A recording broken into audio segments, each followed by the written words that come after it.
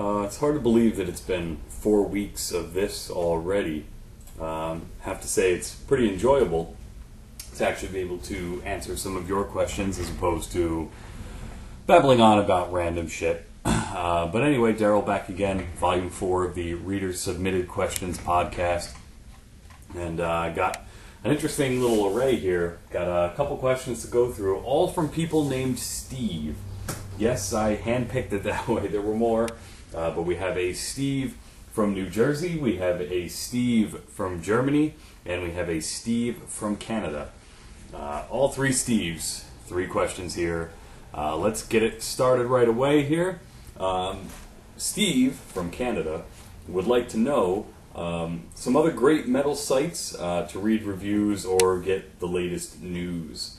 I actually have a lot, and there are a handful of sites that I visit on a daily basis to try and keep up with new releases and stuff like that. But just to name a few, I've been a long-time visitor of the PRP, which isn't always metal dedicated. There's a lot of interesting rock stuff in there and a lot of garbage metal as well. But Wookiebiss is always, putting out the latest news and does reviews and everything, live dates, and a lot of people, go to him first. So the PRP is great. Blabbermouth, which I believe is still attached to the Roadrunner Records website. Blabbermouth is great, and they post a lot of news, a lot.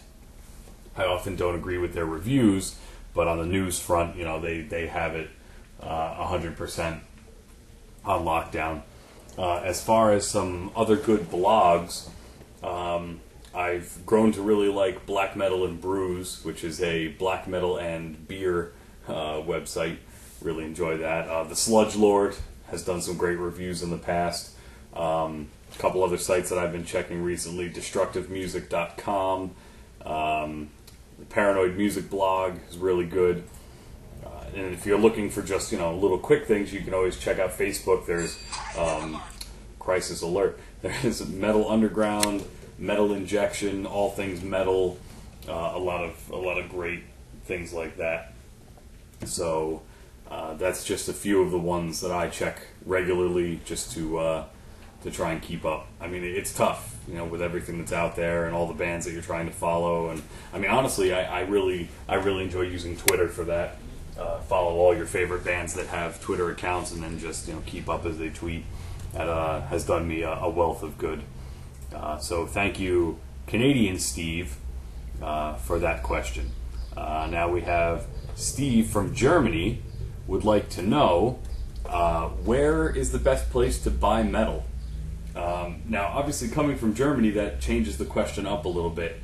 If it's someone in the States, really, as far as like brick and mortar stores, there really aren't very many that carry real metal. I mean, you're going to find some. I'm sure if you walk into a Best Buy, you might find like a new release from Metallica. But if you're looking for smaller bands on smaller labels, I doubt you'll find it there. So really, I mean, with a lot of that stuff, I stick mainly to online retailers. The label sites are actually usually really good. My favorite being the Century Media site, CM Distro. You get a lot of great stuff, and it's not just limited to Century Media titles, but a lot of their titles that are on there, you can get the bundles with the t-shirts, you can get CD, vinyl, combo packs, whatever. And the prices are actually really, really good when compared to, going to a store and trying to pick it up.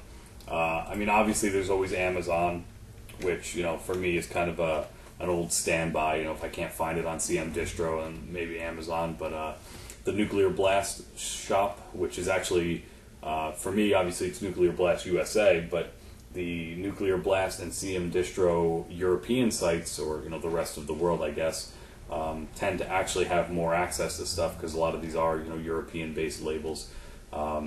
The Napalm Records site also is excellent. I can get some really good stuff on there.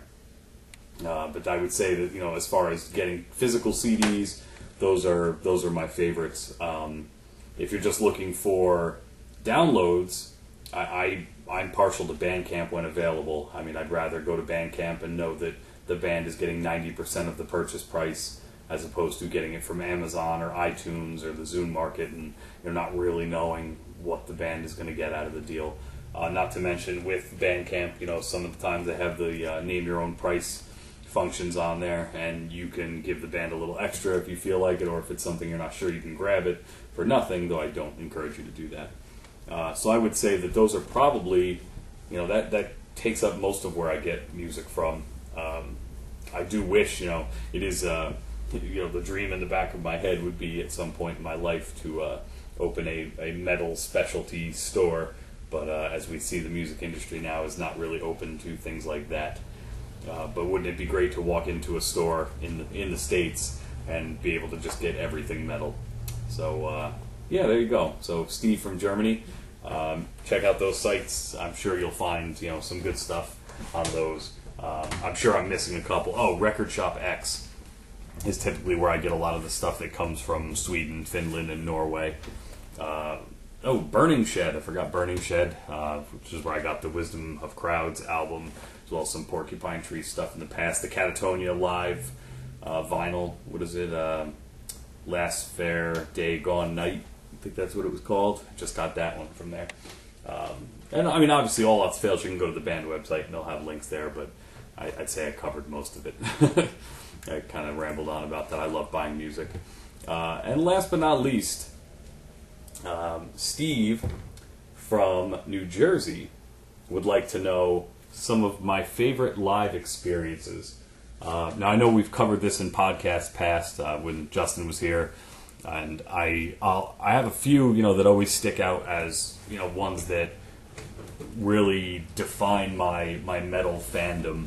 The first one being in 2007, seeing Swallow the Sun open for Catatonia, and you know, that was my first Swallow the Sun experience. Had never heard them before, and they, you know, blew me away. And I think that experience changed a lot of my taste in music. You know, I got into things that I might not have gotten into otherwise, based on liking them so much.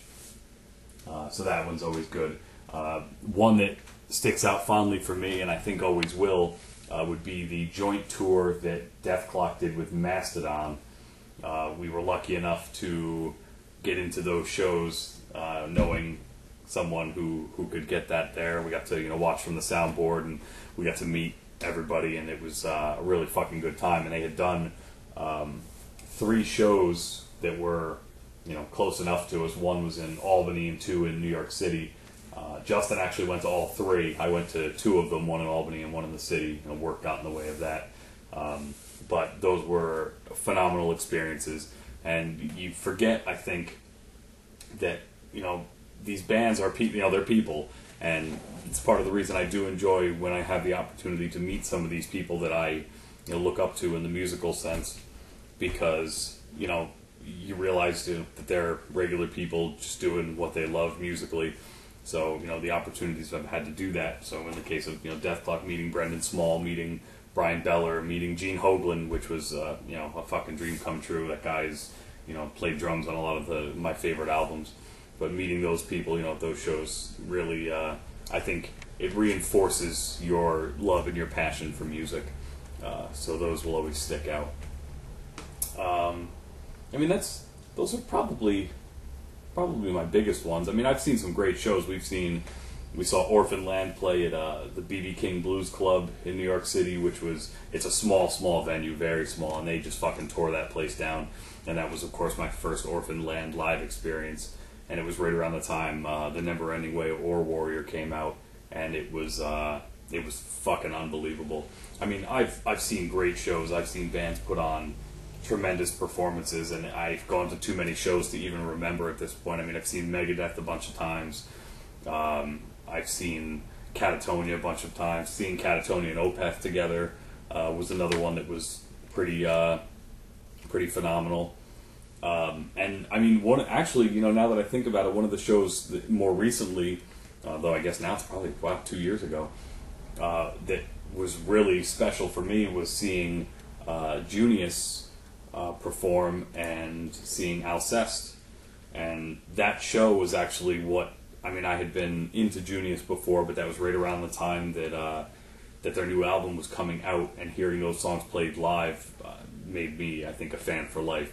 And we were there to see Alcest. It was myself and Justin and our friend Dan, who was on a couple podcasts referred to as duct tape. But, you know, he is not a metalhead, but he was a fan of Alcest and Junius, and seeing that show, I think, you know, seal us on that. Which does remind me that in a couple months, Alcest is actually touring with Anathema, which I did not know. I was lucky enough to be keyed in on that, so I'm going to catch that show as well, which anytime you get a chance to see Alcest, I suggest you do so, because you will phenomenally enjoy their experience that they give you live. So thank you, Steve, American Steve. I think that'll just about cover for this week, because I've rambled on way too long about this shit. But, you know, I think the thing to take away here is, once again, keep up on your metal. You know, people who are into metal are usually not casual about it, as is pointed out in the Metal Headbangers Journey documentary. They're not casual. You're not just into it for a little while and then out. You know, usually you're into it for a while, like your whole life or years and years. So, you know, check out those sites I mentioned. You might, you know, keep up with everything in an even better sense. Get on Twitter and do it that way. And make sure you go out and wherever you have to buy your music from, whether it's going to Best Buy, Walmart, Target, FYE, what's the other one, HMV, wherever you go to buy your music, make sure you just keep doing it. And we'll talk more about that next week when I answer a question from someone that I know about that. So guys, thanks again for your questions. Keep them coming. Send them to sorroweternalblog@gmail.com, or just visit our Facebook page to submit a question there, and ask anything and I shall answer.